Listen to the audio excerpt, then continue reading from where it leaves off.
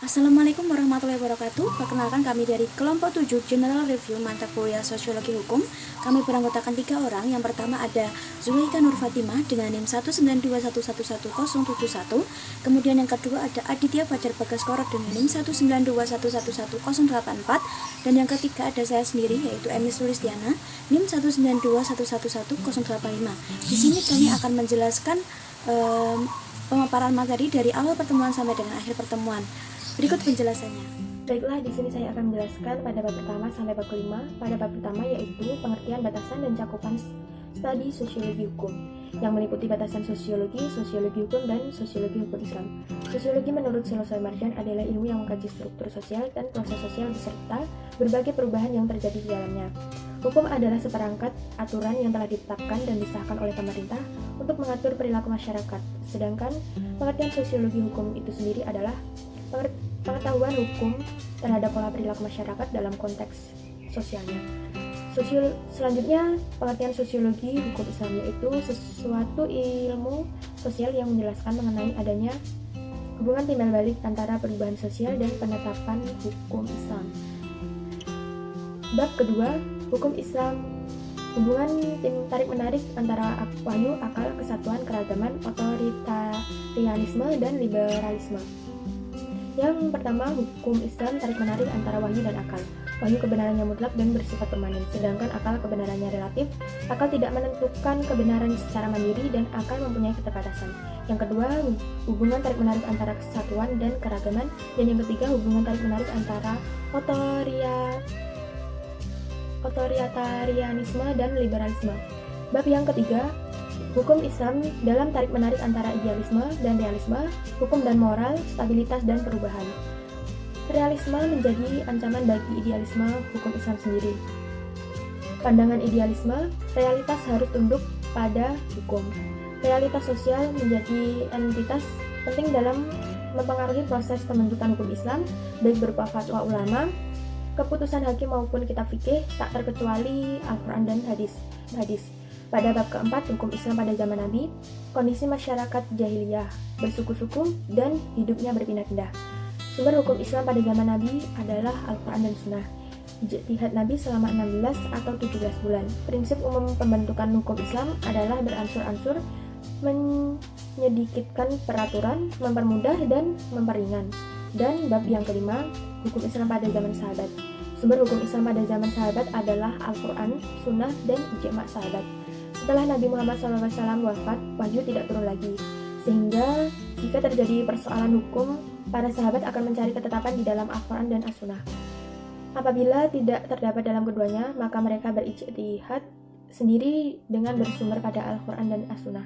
Ijtihad yang dilakukan para sahabat ini sesuai dengan firman Allah dan sabda Nabi Muhammad, surat An-Nisa ayat 59 dan Al-An'am ayat 153. Selanjutnya akan dijelaskan oleh rekan saya.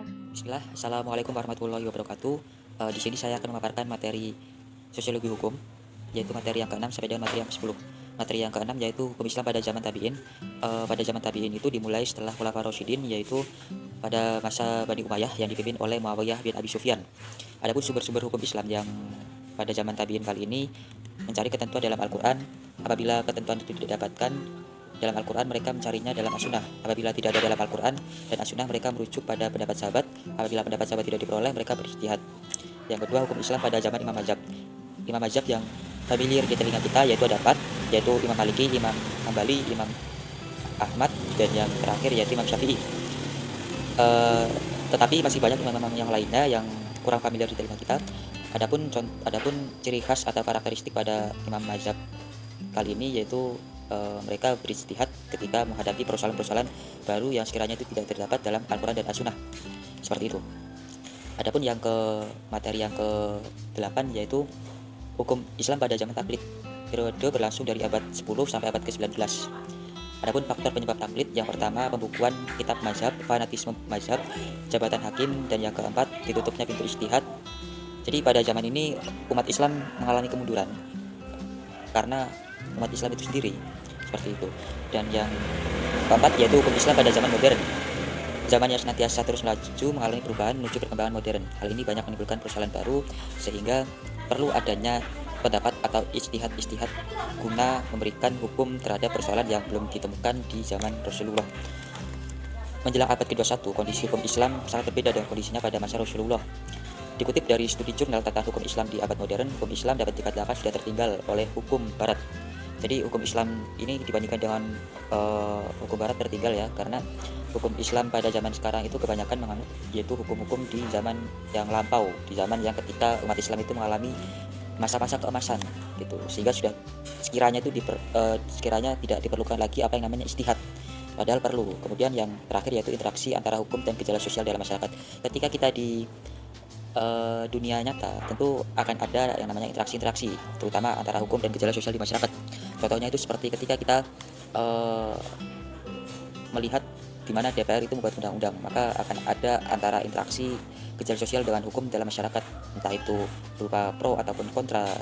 Contoh seperti kontranya yaitu ketika RUU KPK ataupun juga RUU Omnibus Law ketika mau disahkan itu menimbulkan kontra sehingga berakhir dengan demo di Indonesia. Itu adalah contoh dari interaksi antara hukum dan gejala sosial dalam masyarakat. Mungkin itu saja dapat saya sampaikan, kurang lebihnya mohon maaf. Sekian, wassalamualaikum warahmatullahi wabarakatuh. Selanjutnya saya akan menjelaskan tentang hukum Islam dan perubahan sosial.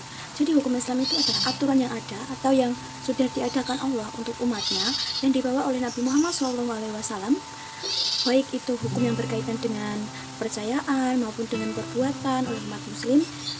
Nah, hukum Islam itu ada 3, yaitu ada fikih, kemudian ada syariah, dan ada hukum Islam sendiri. Kemudian hukum Islam itu sebagai sarana untuk merubah masyarakat. Karena yang pertama, hukum Islam itu sebagai kontrol sosial. Yang kedua, hukum Islam itu sebagai rekayasa sosial. Yang ketiga, hukum Islam itu sebagai social welfare. Kemudian perubahan sosial sendiri itu adalah seperti hukum-hukum yang telah berubah seiring dengan perjalannya waktu di masyarakat. Kemudian faktor-faktor yang sangat mempengaruhi keefektifan hukum dalam masyarakat itu ada 4. Yang pertama itu ada kaidah hukum. Kaidah hukum ini berguna untuk memenuhi rasa keadilan dan kepastian hukum. Kemudian ada penegak hukum. Penegak hukum ini sebagai integritas dan profesional di masyarakat, di dalam masyarakat. Kemudian ada sarana prasarana. Sarana prasarana ini digunakan karena ada sarana yang berfungsi dan bisa dimanfaatkan. Kemudian yang keempat yaitu ada kesadaran hukum masyarakat. Nah, kesadaran hukum masyarakat ini berupa sumber daya manusia yang baik, kemudian manusia atau masyarakatnya itu sudah tahu hukum dan menaati hukum seperti itu. Kemudian kalau faktor efektivitas yang mempengaruhi efektivitas hukum di dalam masyarakat itu ada 5. Ada 5 diantaranya, yaitu ada faktor hukum itu sendiri. Yang kedua yaitu ada faktor para penegak hukum. Yang ketiga yaitu ada faktor sarana dan prasarana. Kemudian yang keempat itu ada faktor masyarakat. Kelima itu ada faktor budaya. Kemudian apa aja sih usaha-usaha itu untuk meningkatkan kesadaran hukum di dalam masyarakat? Yaitu yang pertama, itu bisa dilakukan dengan adanya pengetahuan tentang hukum. Kedua, itu bisa dilakukan dengan pemahaman hukum. Kemudian ada pentaatan dengan hukum. Jadi masyarakat itu harus taat dengan hukum, maupun itu hukum dalam negeri ataupun hukum yang ada di dalam masyarakat itu sendiri. Akibat dari perubahan sosial ini, yang pertama itu ada munculnya nilai dan norma baru yang lebih sesuai dengan tuntutan perkembangan zaman. Jadi seiringnya perjalanan waktu, seperti yang saya katakan tadi, mesti akan ada perubahan-perubahan sosial yang baru, karena juga adanya kasus-kasus baru gitu ya di dalam masyarakat. Jadi memang harus ada hukum baru untuk mengatur hal tersebut. Kemudian dampak dari perubahan sosial ini berkembangnya lembaga-lembaga sosial baru. Nah, seperti itu. Yang ketiga yaitu pesatnya perkembangan teknologi. Jadi memang seiring berjalannya masa itu memang teknologi itu semakin bagus ya, apalagi di era saat ini. Seperti itu pemaparan materi dari kelompok kami. Jika ada salah katanya mohon maaf. Sekian dari kami. Wassalamualaikum warahmatullahi wabarakatuh.